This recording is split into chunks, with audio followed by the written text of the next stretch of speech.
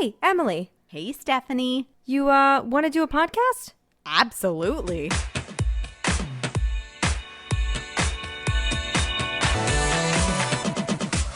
Welcome to Cycle Chats, a podcast to destigmatize what it means to be a woman. This is episode 38. The breast is yet to come, where we talk to a woman here to keep you informed, make you feel confident, and help you come up with the birthing plan that's right for you. Doula Jen Alexandrov. We're so excited. In our first round of interviews, I can never say season because it's really not the same. We're consistent in that. But in our first round of interviews, got to talk to a midwife. So this is going to be interesting now talking to a doula, because now that we know and have been informed, I know that they're two separate things. So leads me to my first question of what made you get into this field? I have 3 children, and my first birth, I tried to educate myself, and I thought that I was taking in the right information. I was Googling things. I was listening to what my midwives were telling me. I was joining the What to Expect app on my phone and following it along week for week. And I was taking all the perfect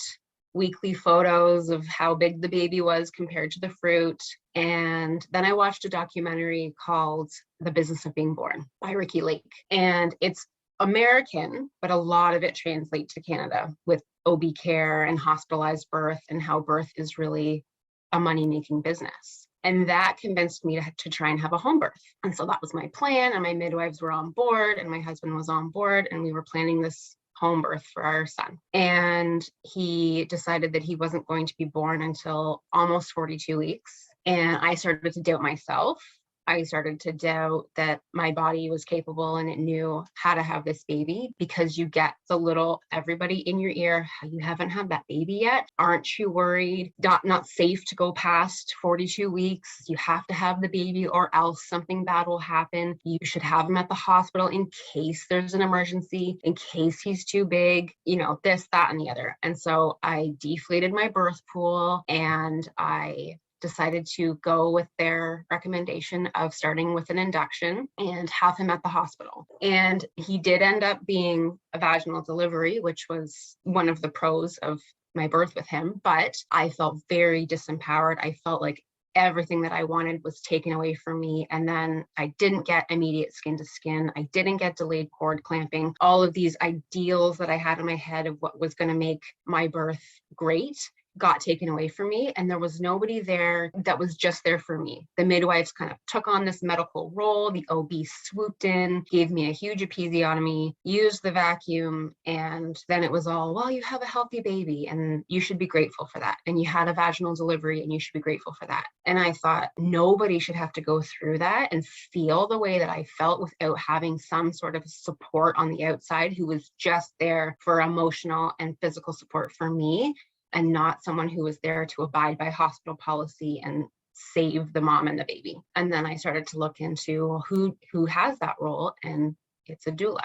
So a doula does not provide any medical care. There's no cervical checks, there's no blood pressure checks, nothing. Basically, like we say, care and support from the waist up. I looked into the training, and my son was 7 or 8 months old, so he was still breastfeeding. So I chose a training that was bring your baby, Klingon baby friendly. And I sat there with him strapped to my back and did the weekend course. And then over the next 2 years, just immersed myself in getting certified. And here I am. I think that's really beautiful. And I think something that you just touched on is really important to remember. The mental component of having a baby. Can you imagine, right? Emily and I don't have children. So when we say, could you imagine? Can we imagine carrying this human for 9 months? There's a part of you that might lose a little sense of self. And I think what's nice about the role that you take on is that you are there for the mental component of it. Humans are we're wonderful. There's so many things that we're capable of. But I think what's often overlooked is just because you can't see it doesn't mean that it's not there. And giving birth to a child, it's a beautiful thing, but it's also, I can imagine, extremely emotional in this idea that you've lost a part of you that you'll probably never get back in that capacity. So am I right to say that that's kind of where the doula comes in to give that comfort to the mother in that time, to let them know that they're still worthy, they're still themselves, they still have a sense of self? Is that correct to say?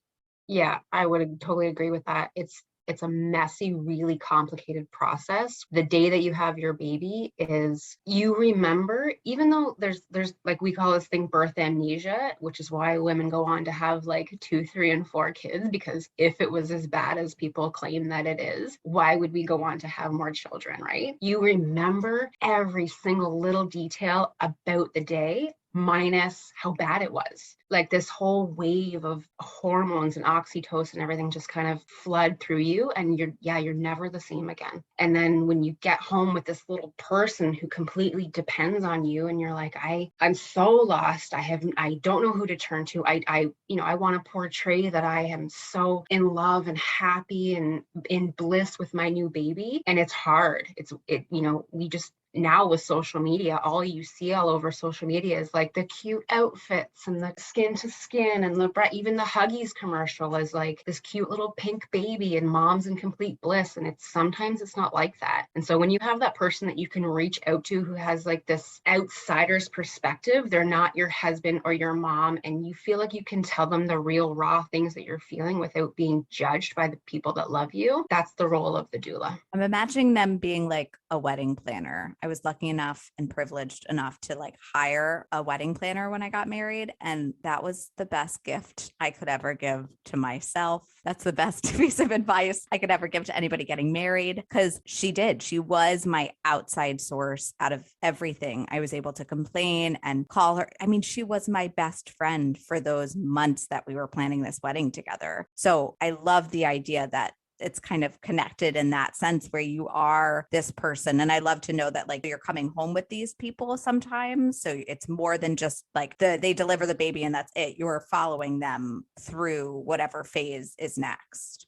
Yeah, and we will, duck out of the way once that kind of golden peak time of, you've had time to kind of either be stitched up or get all cleaned up and settle in with your baby, and you're getting acquainted as a family with your spouse, and you feel like that quiet time. And when you have been doing it long enough, you get to know like that time where you're like, okay, I'm just gonna go downstairs, throw some laundry on, tidy up, and see myself out. And I'll see you in a couple of days, but text me day or night if you need anything. We follow up postpartum, and then a lot of us do postpartum care where we'll go in and it's like I always say, if you could clone yourself, what would you do if you could just sit with your baby and bond with your baby like you should be doing for that first 30 to 40 days, even up to 3 months. We call it the 4th trimester, where you should be just focusing. Your baby doesn't know that they're not a part of you anymore. They want everything that they had in the womb. They don't want to feel cold. They don't want to feel hunger. They still want to hear your heartbeat. They still want everything they had inside, but now up here instead. So what would you do if you could clone yourself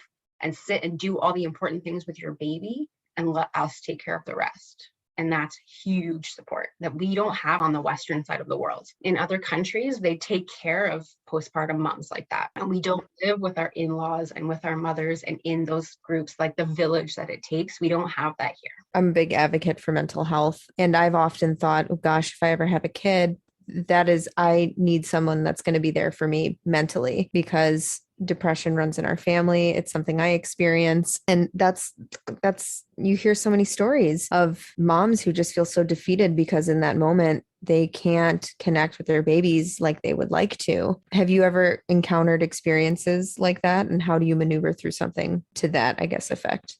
Yeah, I guess it's a little bit better if you have that midwifery model of care, because you're being looked after immediately postpartum, day 1, day 2 or 3, and day 5, and they're coming into your home so you don't have to leave your home. They're making sure that breastfeeding is going well, that baby looks well, vital signs look good, all of that. And then they see you at 2 weeks, 4 weeks, and 6 weeks. Where if you have an OB care, your baby is being seen by the family doctor, but often mom gets completely ignored. And then you go in for that 6-week OB checkup and it's, yeah, you're good. And what are you doing for birth control? And you can go ahead and resume sexual activity. And they give that to you like it's a deadline. 6 weeks, you're good to go, all good. And then I remember my midwife saying to my husband, if she has any signs of like disconnection with the baby, or she's not feeding the baby, or she doesn't want to hold the baby, or she tells you any of the things like that I'm saying to you, if you notice any of that, ask her and then tell her to seek help. But a lot of people just go, okay, your baby's fed and you know how to to change diapers and you're all set up at home. Okay, bye. And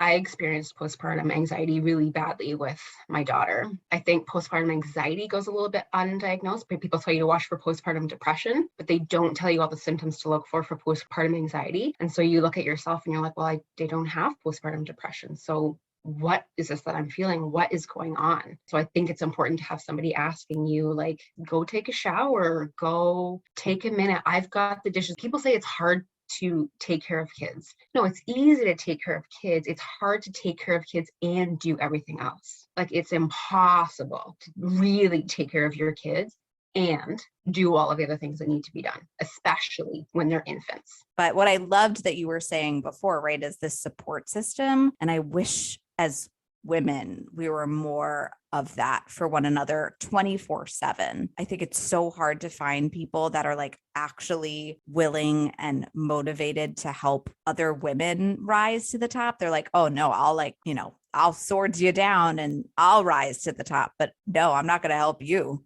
Forget about it, because numbers and all of that Instagram stuff, it's crazy to me. So I love that's what your job is about, because I'm a teacher. Stephanie was a teacher, and like helping people is my main thing. Like, no matter what I do in my life, that is what I'm all about. So that kind of leads me to my question of, like, because we're so uneducated and like don't have money, some of these people, right, to be able to afford the things that they need, what are some of the myths that you kind of come across that you have to debunk for these women that you're dealing with? That's a really good question. In pregnancy and in birth, and this starts from like when we are young girls, and I have to tell my husband this all the time. He's really bad for it. And my mom constantly, I have 2 daughters, constantly, no matter what they're doing, where they are, be careful, be careful. Don't do that. Be careful.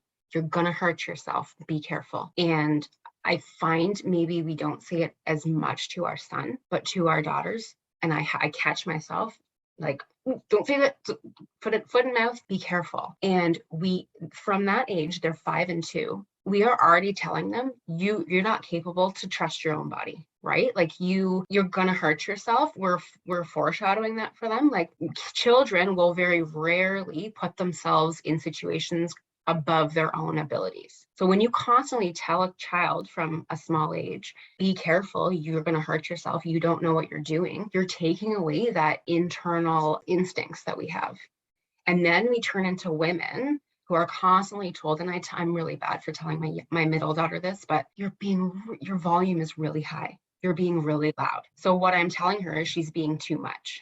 And that's my trigger. She's being too much for me, but she's not being too much. So then I constantly have to catch myself and tell myself, no, she's being exactly who she's going to be. So then as a young lady, she's going to learn that she's not too much. She can be who she is, and she can trust her own intuition. So then when she gets pregnant, and someone goes to tell her, like, you should do it this way, or you should birth this way. Are you sure you should have a home birth? That doesn't sound safe. Are you sure you shouldn't go for all the tests and have all the ultrasounds? And, I declined the blood glucose test all 3 times. I didn't think I was at high risk for having gestational diabetes, and I didn't feel that the test was right for me. And I got a lot of like, well, what if you do have gestational diabetes? And what if your baby is huge? And what if, and what if? And I was like, no, I trust myself to know that is not a test that I want to take. And I want women to know that when they're pregnant, your body doesn't automatically get turned over to these medical professionals who know everything. They know more than you. And all of a sudden you just have to take a back seat in your own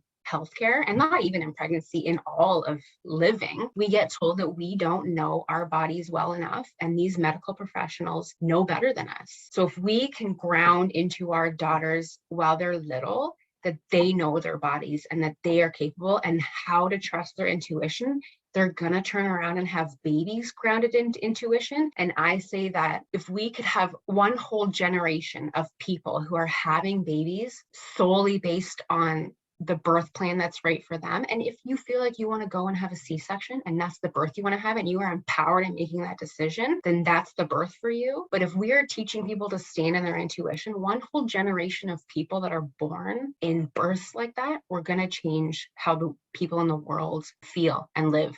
And I also think something interesting that you said, probably the most poignant thing that stuck out to me was that constant telling our young girls, be careful. I get told that a lot, and that's not something I ever really thought of. And I think there's something to be said about educating your young girls to trust themselves and to know when something is really wrong. You'll be able to figure it out. Like you'll know when to ask for help. But I think almost like indoctrinating them to constantly question. And I always say gaslight ourselves. Oh, that's not a big deal. And I'm just making this up. And it's not, that's, I think, is very dangerous. And especially as we get older and we rally for our own bodies, you have to know what's right for you. And support is really important. I don't know that everybody has it, which makes me a little sad, but I know that support and just being able to have conversations with someone like you to say, hey, is this an option on the table? Can I do this? Sometimes you just kind of need that permission to know that you're safe in your own body. And what you were saying too, like the right birth plan and following your own path really is what we should be doing as women, not following a path that was laid before us because we're women and we need to follow it. So how do you help women find the right birth plan for them? It's a lot of getting quiet with yourself. I always tell people, go for a walk in nature and literally talk to your unborn baby. And when you get quiet and when you drown out, and I tell people from the day that they find out they're pregnant, do not tell people your due date because you will get people hounding you at the end of your pregnancy. Have you had that baby yet? Have you had that baby yet? And no matter how grounded you are, those texts and those calls they're too much to deal with sometimes at the end of pregnancy. But it's really just, I'll give them an option of saying like, there are tons of YouTube videos of women out there having home water births. There are tons of YouTube videos of women out there having births at the hospital with epidurals. There are tons of different positions that you can labor and birth in. So you have to take radical responsibility for your body and for your baby. And do you have to do the work? Like I can't come in and say, I'll be your doula and I'll squeeze your hips for 5 hours and I'll rub your back and I'll hold you in a squatting position and all of those things I will do. Physically, I will do those things and I will remind you to go empty your bladder and I will remind you that standing in the shower is an option and I will remind you that an epidural is absolutely on the table for you if that was something that you thought you had in your birth plan. But if you come to me and you tell me, I want to have my baby at home with no pain medication, I want to have my baby out in the middle of a forest around a mother and her doe, fantastic. That's the birth that you want to have. I want to support you in that, but you have to do the deep down work to know that you have to stand in that power to tell the people who are going to be there to support you, your medical professionals, your midwife, your OB, that's the birth that you want. So if you want to slap a sticker, if you're having a hospital birth and you want to slap a sticker on the front of your hospital door that says, do not come in here, do not talk while I'm in labor, they'll laugh at birth plans. I've seen it happen at hospitals. I've seen nurses literally see a birth plan and laugh at it. And people think, oh, I'm going to write this birth plan. I'm going to have pictures. I'm going to laminate it and I'm going to bring it to the hospital with me. And if all the right boxes ticked and in the thick of labor, the overwhelm of labor, you won't be able to advocate for those things. So you need to have somebody there, your partner, your spouse, your mom, hire a doula and have that person there with you who will advocate those things for you. And don't just write it in a pretty birth plan, really believe it in your soul and do the work while you're pregnant and figure out the kind of birth that you want to have and then believe that you can have that type of birth. Yeah, I think a lot of times, especially because I noticed with my sister-in-law, everybody had their opinions on certain things. And kind of when it came down to the end of it, it's her decision. It's my brother's decision. It was their decision as this baby's parents to choose what felt right for them and what made them feel the most comfortable. Unfortunately, she wanted to have a natural birth and she just couldn't because baby was breech. So they had to go in and flip him and kind of do the C-section thing. So we joke around that the baby knew how he wanted to be born and everything that she was saying she didn't want to do, they were like, well, you didn't really get to make that decision. The baby did. That's a really good point too, actually, because we forget that we think, oh, it's my birth and it's how I'm going to have this baby, but they play a role too. And babies get to decide how they're going to come into this world as well. Yeah, and my nephew sure did. I can imagine you have to have a little bit of psychology background for the mental twister that sometimes happens. Do you kind of brush up on some of the things as far as like coping mechanisms for those moments? I do. Like when you're a doula, it's just constant learning. You never stop. I'm actually a registered nurse.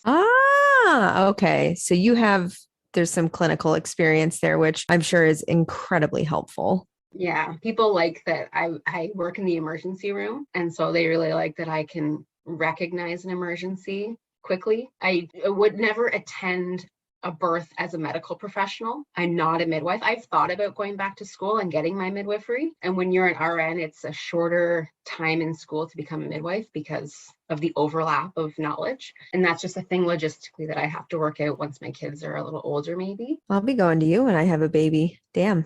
Yeah, I know, right? This is always like, I love talking to people that kind of do what you do. Like I really enjoyed talking to Ayana back in the day, just because it preps me and educates me on this like next step in the next 5 years that my husband and I will most likely take and what I want and like what I didn't also know is possible for myself. So then I was curious because I don't know, and I think it's super interesting, but like, what are some of the different ways that you can give birth? We don't have that much time.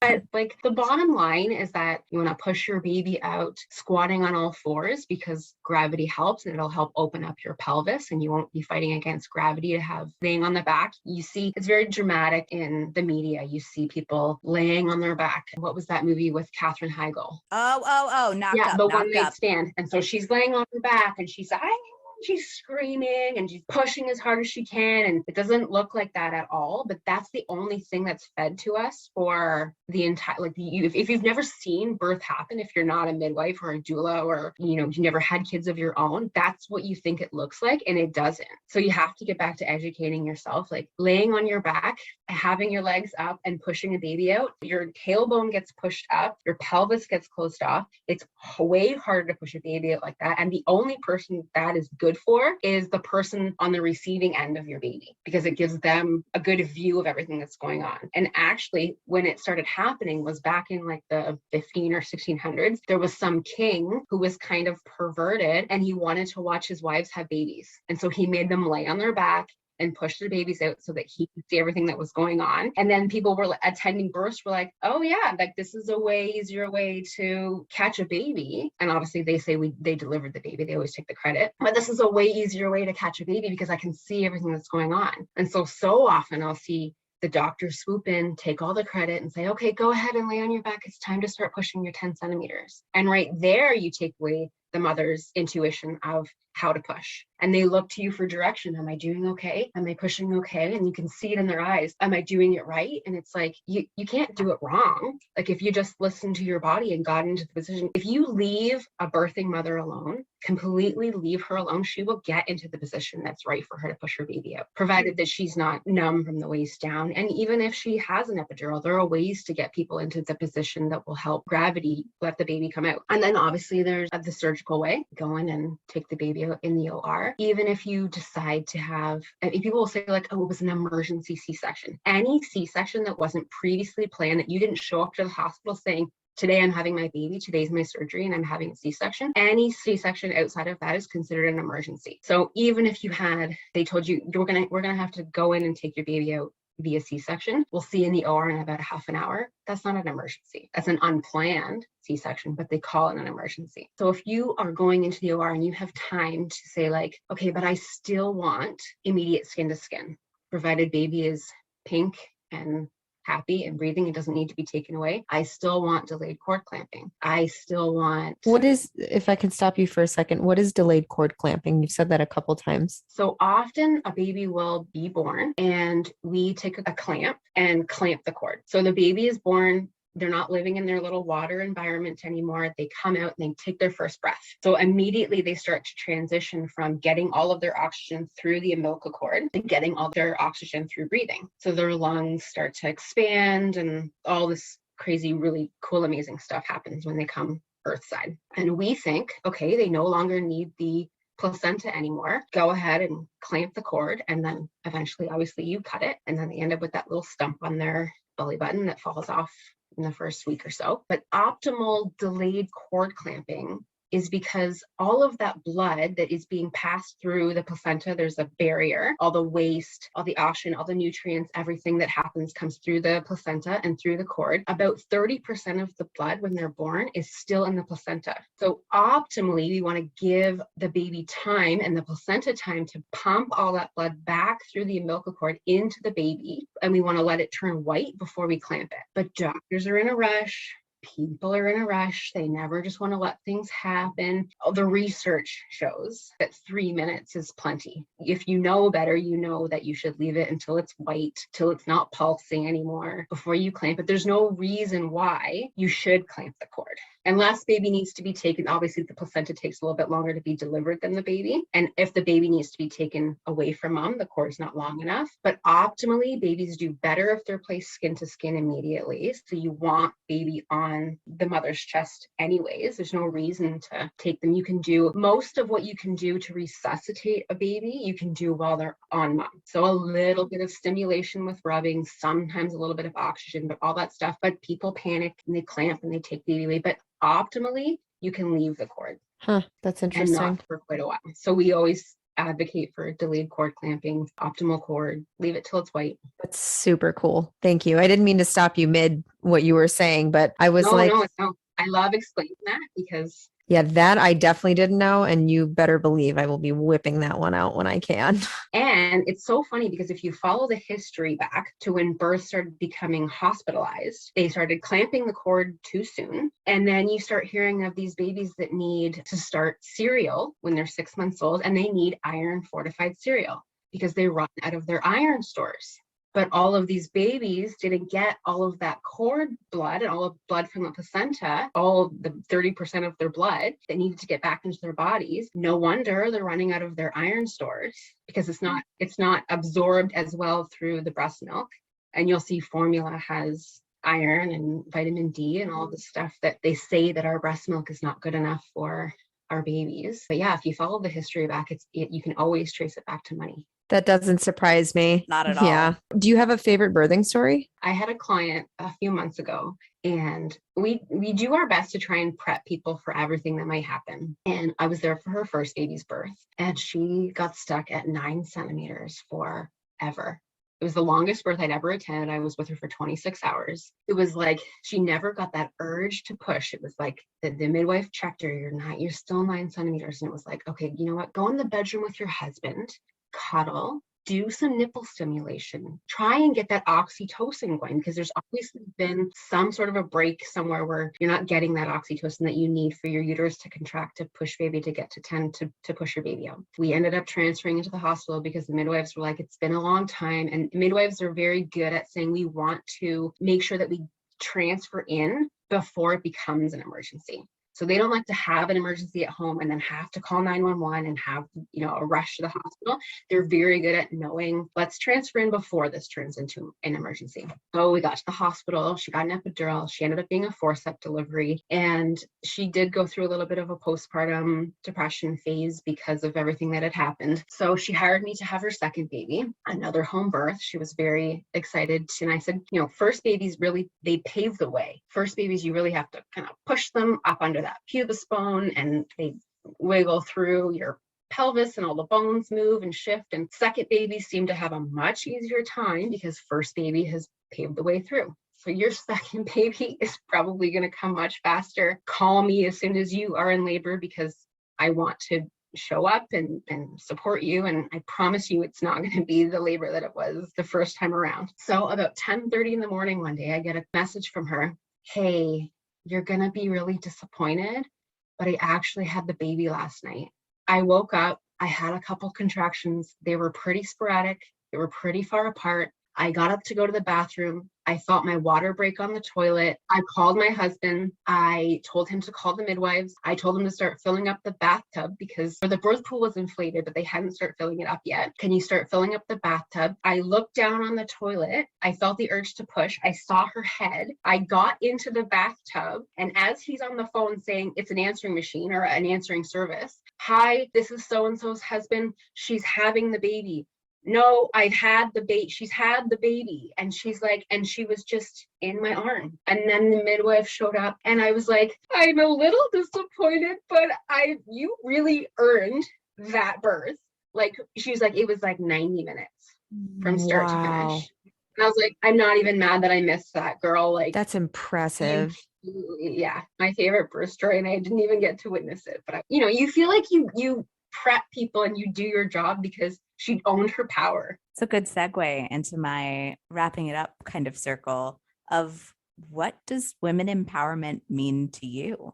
Oh, I was waiting for this question. I think you have to surround yourself with people virtually and in your real life who have nothing but ways to be with you at your worst and also bring you up when you're like, you get those people that are only around when you're at your best. Mom shaming is huge. And there are people that you can follow now if you're on social media, people who are showing the real, true, raw side of motherhood and how, like, what it actually is to be a mother. And then there are the people who are only showing the glamorous sides of what it means to be a mother. Back to my point about raising our girls to know that they are not too much as their little girls. Whatever your children do to trigger you, it isn't something that they are doing.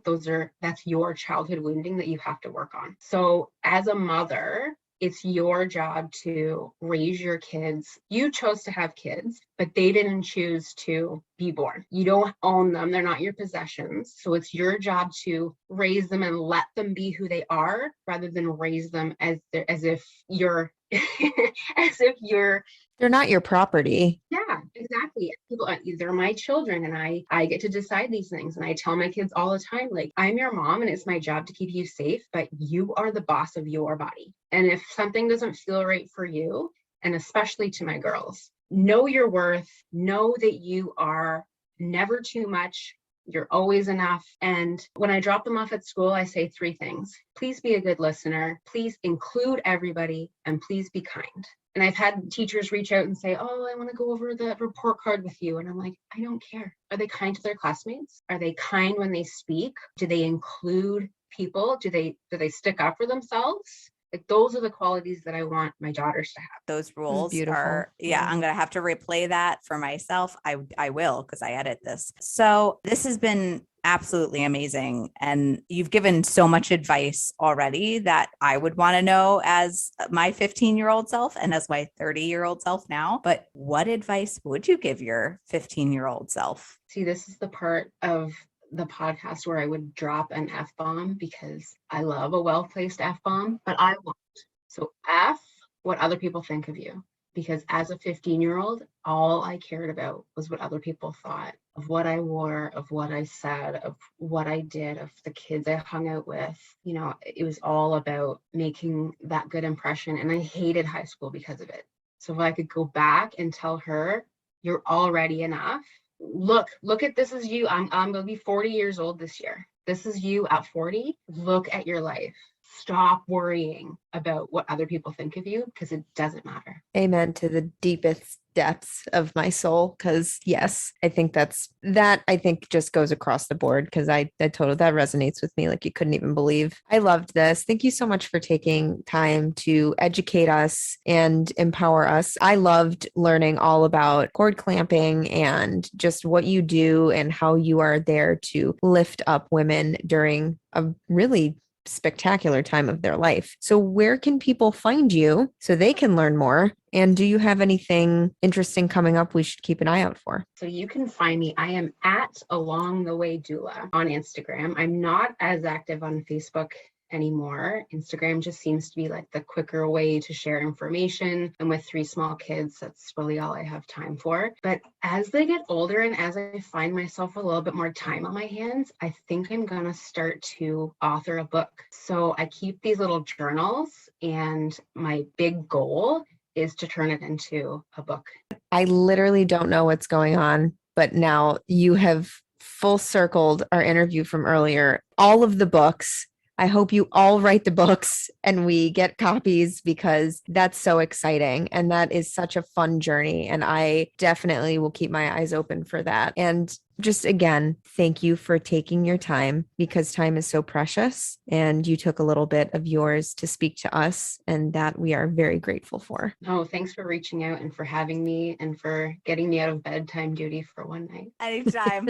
That's what we're here for. You got it. Anytime that's you what need we're an here for. excuse, And just tell your husband that you'll be doing the podcast. I have to do a podcast interview. I'm sorry, babe. You have to do bedtime tonight. I'll just be down here watching the season of Sinner that I'm on right now. I'm busy. Well, to anybody listening out there, you can find us over at www.cyclechats.com, where we have a blog where you can get to know a little bit more about Emily and I and the behind the scenes. And if you want to get updated on any new fun things, which we have a lot coming up, you can sign up for our newsletter and get notified when we drop new episodes and any fun things that our guests have been up to, and any fun merchandise we may be dropping. And if you've got 30 seconds and you're on a platform that lets you leave reviews, let us know how we did. Let us know how you loved this episode and how cool Jen is and how you want to be a doula too. Thank you so much. And we hope you sync up with us next time.